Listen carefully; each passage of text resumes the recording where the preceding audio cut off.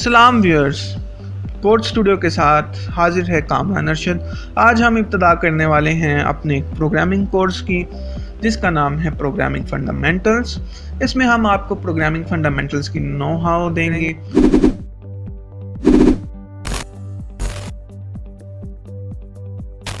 तो व्यूअर्स, हमारे इस चैनल कोड स्टूडियो को बनाने का मकसद क्वालिटी कंप्यूटर साइंस कंटेंट को उर्दू ज़बान में लोगों तक पहुंचाना है, ताकि मेड इन पाकिस्तान की तरह लर्न इन पाकिस्तान का भी रुझान पैदा हो सके। तो अगर आपने अभी तक हमारे चैनल को सब्सक्राइब नहीं किया तो इसे सब्सक्राइब करें, ताकि हमारी आइंदा के इसी तरह के ट्यूटोरियल्स भी आपको मिलते रहें। आइए नज़र डालते हैं इस कोर्स के कंटेंट्स पर। इस कोर्स में सबसे पहले तो मैं आपको इंट्रोडक्शन दूंगा कंप्यूटिंग का। कंप्यूटिंग में मैं आपको बताऊंगा कंप्यूटेशनल प्रॉब्लम्स क्या हैं, कंप्यूटेशनल प्रॉब्लम्स किस तरह से सॉल्व की जाती हैं, एल्गोरिदम्स क्या होते हैं, और फिर बात करेंगे प्रॉब्लम सॉल्विंग स्किल पर, फिर उस स्किल को किस तरह से एक्वायर किया जाता है। फिर उसके बाद हम बाकायदगी से प्रोग्रामिंग को स्टार्ट करेंगे। फिर उसके बाद हम प्रोग्रामिंग कंसेप्ट पर नज़र डालेंगे बहुत ही तफसील से, जैसे कि हम डेटा टाइप्स को देखेंगे, वेरिएबल्स को, ऑपरेटर्स को, कंडीशनल स्टेटमेंट्स को और लॉजिक एक्सप्रेशंस को।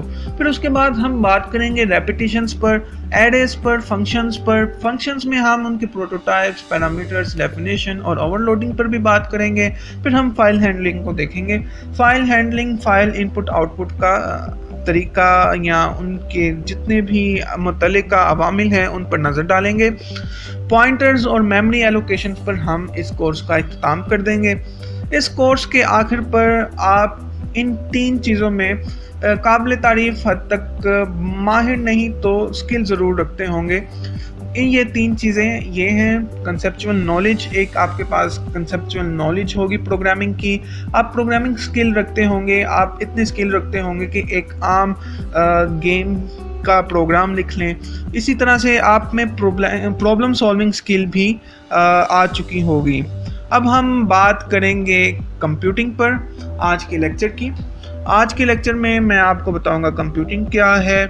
कंप्यूटिंग दरअसल नाम है अदाद व शुमार का, हिसाब करने का। यहाँ पे से समझ सकते हैं कि ये मैथमेटिकल कैलकुलेशन की एक्टिविटी है, ये एक्शन है मैथमेटिकल कैलकुलेशन का। आप लेमैन लैंग्वेज में इसे इस तरह से समझ सकते हैं कि कंप्यूटिंग दरअसल चंद ख़ास स्टेप्स से गुजरकर किसी ख़ास मकसद को हासिल कर लेने का नाम है। डेली लाइफ में भी आप रोज़ कई ऐसी प्रॉब्लम से गुजरते हैं या कई ऐसे अवामिल से गुजरते हैं जो कि कंप्यूटिंग पर मैप हो सकती हैं। जैसा कि सैंडविच बनाने का अमल कंप्यूटिंग से मुशाबे है। वो किस तरह से? आप सैंडविच बनाने के लिए एक ख़ास किस्म के सेट ऑफ रूल्स या स्टेप्स को फॉलो करते हैं, इसलिए ये कंप्यूटिंग है। इसी तरह से मैथ के क्वेश्चंस को सोल्व करना भी कंप्यूटिंग के ज़ुमरे में आता है। जैसे कि आप अगर किसी दो नंबर्स में डिवीज़न परफॉर्म कर रहे हैं तो उस डिवीज़न के लिए आप एक ख़ास सेट ऑफ रूल्स या स्टेप्स को फॉलो करते हैं, इसलिए ये भी कंप्यूटिंग का अमल है। डायलिंग अन मोबाइल नंबर भी कंप्यूटिंग का ही एक अमल है, जिसमें आप एक 11 डिजिट मोबाइल नंबर के लिए आप 12 स्टेप्स परफॉर्म करते हैं। 11 डिजिट डायल करने के लिए, प्रेस करने के लिए, और फिर आखिरी बटन आप दबाते हैं यस कॉल का। तो ये जो अमल है ये भी कंप्यूटिंग का अमल है। इसी तरह से ड्राइविंग टू अ डेस्टिनेशन भी कंप्यूटिंग के अमल में शामिल है। अब हम बात करते हैं कि कंप्यूटेशनल प्रॉब्लम्स होती क्या हैं।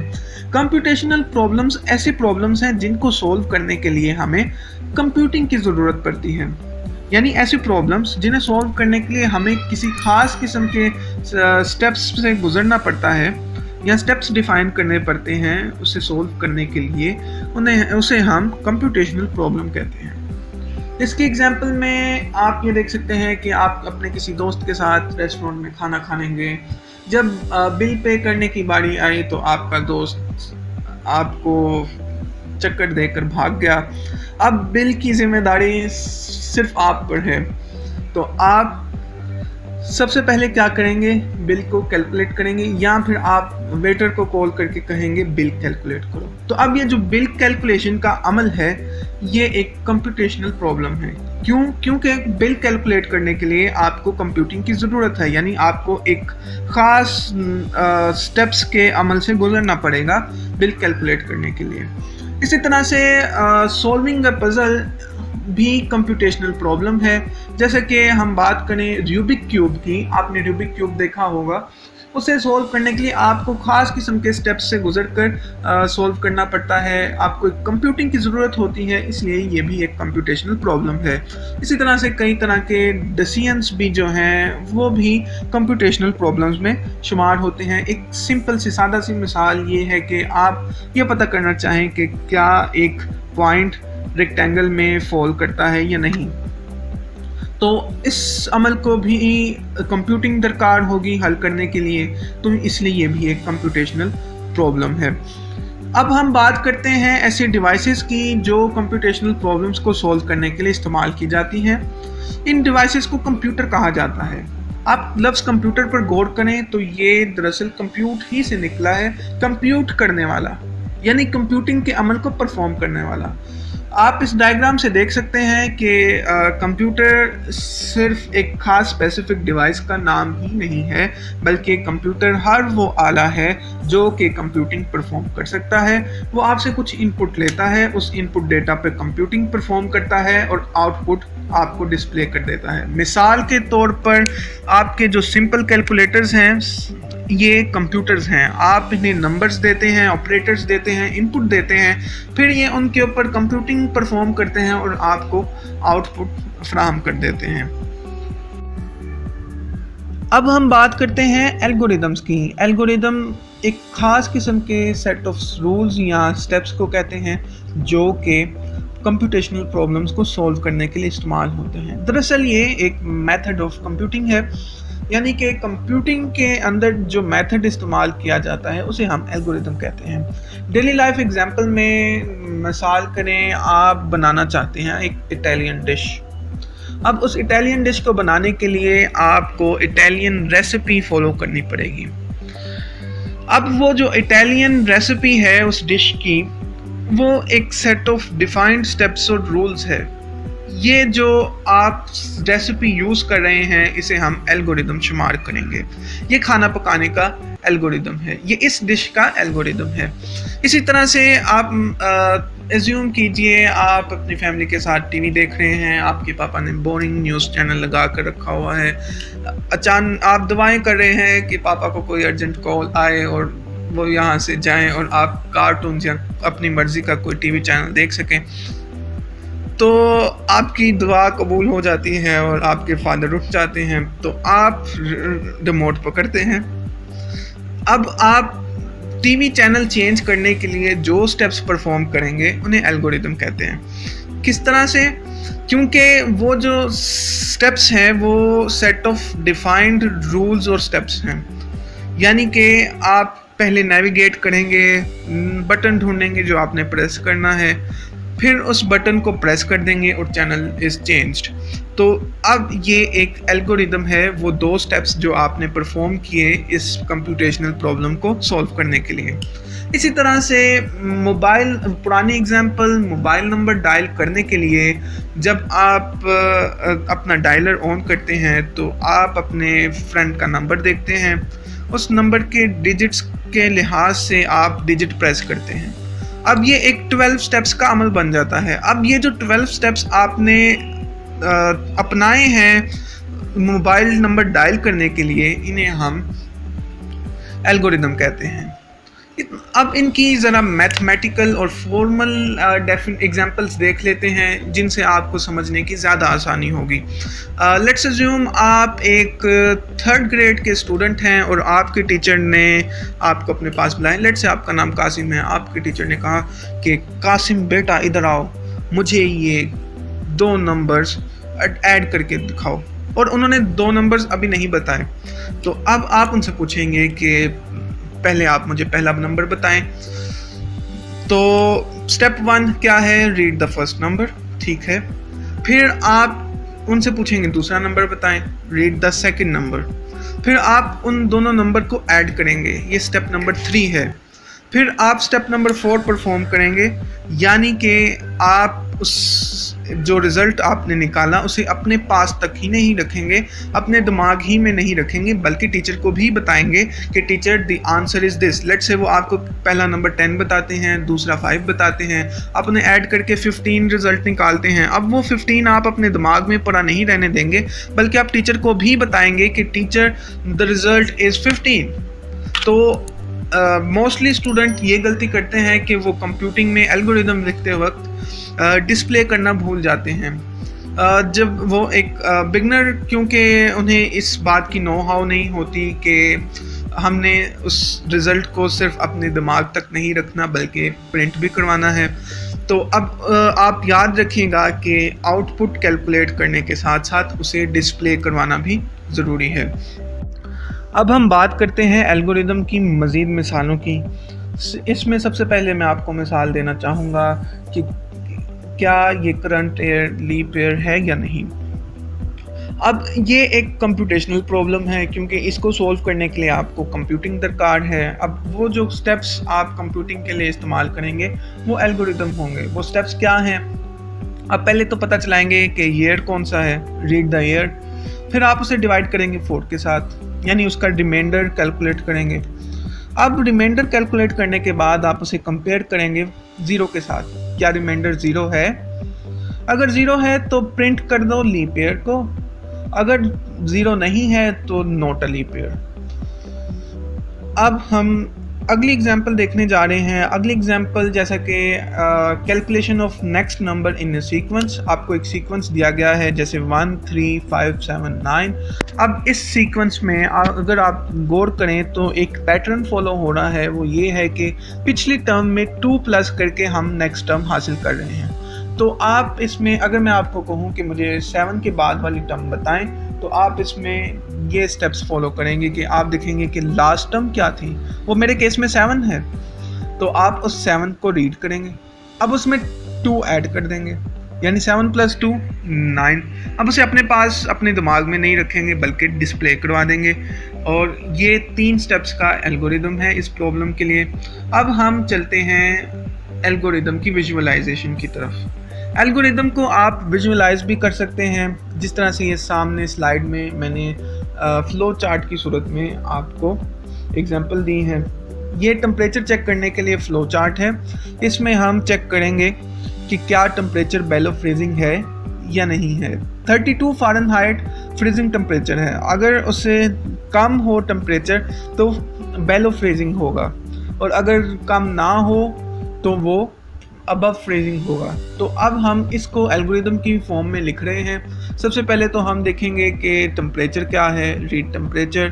फिर उसके बाद हम टेम्परेचर को कंपेयर करेंगे वैल्यू के साथ। अगर टेम्परेचर 32 से लेस है तो हम प्रिंट करवा देंगे बेलो फ्रीजिंग, और अगर लेस नहीं है तो हम प्रिंट करवा देंगे अबव फ्रीजिंग। ये जो डायमंड की शेप है जिसके अंदर ये टेम्परेचर लेस देन 32 लिखा हुआ है, ये डेसियन एलिमेंट है, और ये उस केस में यूज़ होता है जब हमने 2 इवेंट्स में से कोई एक सिलेक्ट करना हो या मल्टीपल इवेंट्स में से कोई एक सिलेक्ट करना हो। अब तक आपके जहन में ये सवाल तो आया ही होगा कि कंप्यूटेशनल प्रॉब्लम्स को किस तरह से सॉल्व किया जाता है, और ये जो कंप्यूटेशनल प्रॉब्लम के लिए एल्गोरिदम्स बनाए जाते हैं ये किस तरह से बनाए जाते हैं। एल्गोरिदम बनाने के अमल के लिए जो स्किल इस्तेमाल होती है उसे हम प्रॉब्लम सॉल्विंग स्किल कहते हैं। दरअसल प्रॉब्लम सॉल्विंग स्किल वो स्किल है जिसे यूज़ कर हम इन कंप्यूटेशनल प्रॉब्लम्स को सॉल्व करते हैं और एल्गोरिदम्स बनाते हैं। मिसाल के तौर पर आप किसी रेस्टोरेंट में जाते हैं, आप कोई चीज़ ख़रीदते हैं तो आपको पता चलता है उस पर 33% डिस्काउंट है। तो अब उस डिस्काउंट को कैलकुलेट करने का अमल जो है वो एक कंप्यूटेशनल प्रॉब्लम बन गया है, क्योंकि उसके लिए कंप्यूटिंग दरकार है। तो अब आप उसके लिए क्या लाहा अमल इस्तेमाल करेंगे और डिस्काउंट कैलकुलेट करेंगे। अब आपने अपने दिमाग की जो स्किल उस डिस्काउंट को कैलकुलेट करने के लिए यूज़ की, उसे हम प्रॉब्लम सॉल्विंग स्किल कहते हैं। यकीनन आपका एल्गोरिदम भी कुछ ऐसा ही होगा। Step 1, read the price of the item. आपने सबसे पहले देखा होगा कि आइटम की प्राइस क्या है। स्टेप 2, आपने प्राइस को 0.33 के साथ मल्टीप्लाई कर दिया होगा, या आपने किसी दूसरे तरीके के साथ परसेंटेज निकालनी होगी और फिर आपने उसे डिस्प्ले कर दिया होगा। ये एल्गोरिदम है, और इस एल्गोरिदम तक पहुंचने के लिए आपने जो स्किल यूज़ की उसे हम प्रॉब्लम सॉल्विंग स्किल कहते हैं। प्रॉब्लम सॉल्विंग स्किल एक्वायर करने के लिए गोल्डन टिप मैं जो आपको देना चाहता हूँ वो यही है कि प्रैक्टिस, प्रैक्टिस और प्रैक्टिस।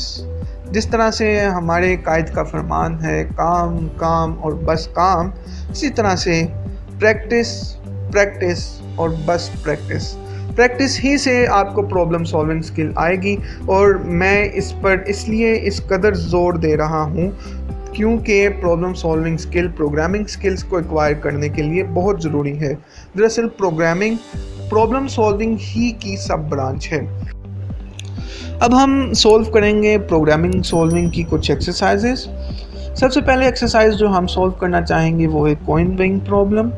अब इसमें आप एज्यूम कर लें कि आपके पास 3 कॉइन्स हैं और आप देखना चाहते हैं उनमें से सबसे हल्का वाला कॉइन कौन सा है, और आपके पास एक तराजू है। आप सिर्फ उनमें वे करके ही पता चला सकते हैं हल्का वाला कौन सा है।